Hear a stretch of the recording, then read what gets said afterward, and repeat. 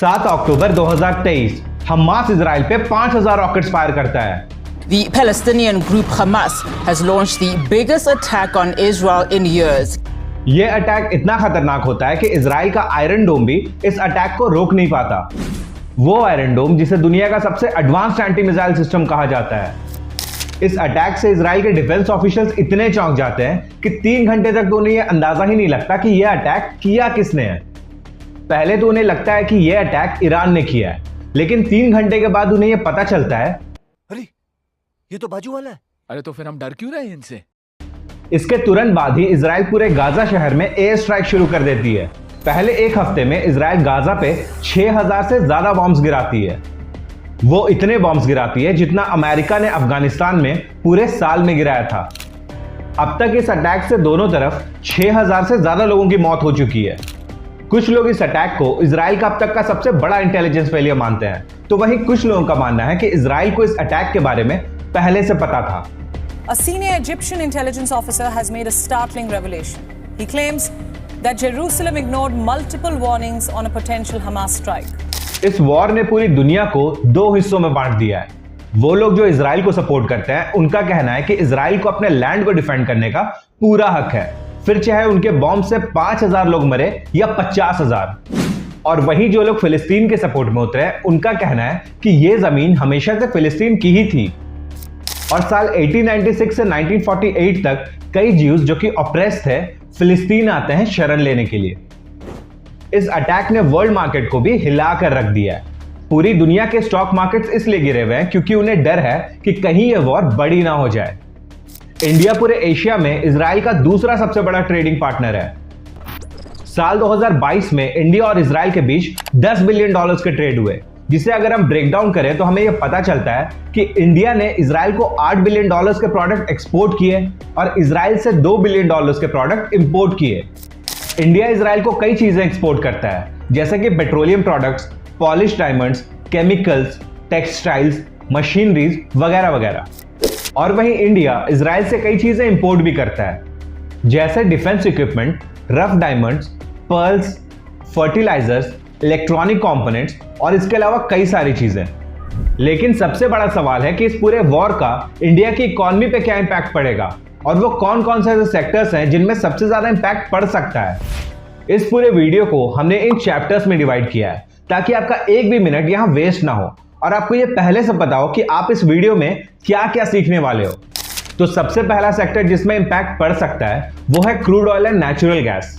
आप में से कई लोग ये सोच रहे होंगे कि मिडिल ईस्ट की 2 कंट्रीज में लड़ाई हो रही है तो तेल के दाम क्यों नहीं बढ़ रहे, जबकि पिछले साल रशिया यूक्रेन वॉर के वक्त तेल के दाम $130 पर बैरल तक चले गए थे।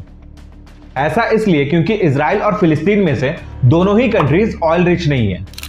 ऑयल रिच कंट्री वैसे कंट्री को कहा जाता है जो दुनिया में क्रूड ऑयल की एक मेजर सप्लायर हो। और वहीं रशिया पूरी दुनिया की तीसरी सबसे बड़ी ऑयल प्रोड्यूसिंग कंट्री है। लेकिन इस वॉर में अगर गलती से भी ईरान की एंट्री हो गई तो आपको मुबारक हो, आप इतिहास का सबसे महंगा तेल खरीदने वाले हो। देखिए, वॉर के वक्त किसी भी कंट्री की सप्लाई चेन बिल्कुल डिसरप्ट हो जाती है, जिसके वजह से इंटरनेशनल मार्केट में ऑयल की कमी हो जाती है और सप्लाई की इस कमी की वजह से पूरी दुनिया में क्रूड ऑयल की कीमत बहुत ज्यादा बढ़ जाती है। और अगर क्रूड ऑयल महंगा हो गया तो समझ जाइए कि हर चीज महंगा हो गया। और जब मैंने कहा कि हर चीज महंगा हो गया तो इसका मतलब है कि गोल्ड भी महंगा हो गया। लेकिन गोल्ड के महंगे होने का रीजन कुछ और है, मैं समझाता हूं। मान लीजिए आपके पास 10 करोड़ रुपए हैं और वैसे सिचुएशन में जब वॉर हो गया तो आप अपने पैसे को कहां रखना पसंद करेंगे? एक ऐसी जगह जिसमें रिटर्न तो बहुत हाई है लेकिन रिस्क बहुत ज्यादा है, या फिर एक ऐसा एसेट क्लास में जिसमें रिटर्न तो कम है लेकिन वो कंपैरेटिवली सेफ है। मुझे पता है कि आप में से 99% लोग अपने पैसे को वैसे जगह रखना चाहेंगे जो थोड़ी सेफ हो, आपको रिटर्न भले ही कम मिले। इसलिए ऐसी सिचुएशन में इन्वेस्टर्स अपने पैसे को स्टॉक मार्केट से निकालकर गोल्ड जैसे सेफ एसेट में रखते हैं और इसी वजह से गोल्ड की वैल्यू भी बढ़ रही होती है। वॉर के दौरान गोल्ड की वैल्यू तो बढ़ती है पर हमारे रुपये की वैल्यू कम हो जाती है। रशिया यूक्रेन वॉर के दौरान रुपये की वैल्यू 5.6% कम हो गई थी और वहीं अमेरिकन डॉलर 9.9% स्ट्रांग हो गया था। यहां आपके मन में एक सवाल आ सकता है कि रुपये की वैल्यू कम हुई, वो तो समझ आया, लेकिन डॉलर स्ट्रांग क्यों हो गया? देखिए, इसका रीजन भी कुछ गोल्ड की तरह ही है। किसी क्राइसिस के वक्त में इन्वेस्टर्स अपना पैसा उस कंट्री में रखते हैं जिसकी इकोनॉमी थोड़ी स्टेबल हो, जैसे कि यूएसए, और वैसे वक्त में इन्वेस्टर्स अपना पैसा इंडिया जैसी इकोनॉमी से निकालकर यूएस के ट्रेजरी बॉन्ड्स खरीदते हैं, जिसके वजह से इंडियन रुपये की वैल्यू कम हो जाती है और डॉलर की डिमांड बढ़ने की वजह से उसकी वैल्यू बढ़ जाती है। लेकिन एक सेक्टर है जिसे इस वॉर में सबसे ज्यादा फायदा हो सकता है, और वो है डिफेंस सेक्टर। नुवामा रिसर्च के एनालिस्ट के अकॉर्डिंग ये वॉर इंडिया के डिफेंस स्टॉक्स के लिए एक बहुत बड़ी अपॉर्चुनिटी क्रिएट कर सकता है, क्योंकि वॉर के दौरान इजराइल को अपने हथियारों का स्टॉक सबसे हाई रखना होगा और इसके लिए वो अपने अलाइड कंट्री से ही मदद मांगेगा। और इसी वजह से लॉकहीड मार्टिन, जो अमेरिका की ही एक डिफेंस कंपनी है, वॉर के अगले ही दिन उसका स्टॉक 10% बढ़ गया था। पाकिस्तान जो F-16 फाइटर जेट्स यूज करता है वो भी इसी कंपनी ने बनाया है। पर एक सेक्टर है जो इस वॉर के वजह से तबाह हो सकता है, और वो है डायमंड सेक्टर। इंडिया पूरी दुनिया में डायमंड कटिंग एंड पॉलिशिंग का मार्केट लीडर है। इंडिया के पास इस इंडस्ट्री का 90% मार्केट शेयर है। लेकिन इंडिया को ये रफ डायमंड्स सप्लाई कौन करता है? इजराइल।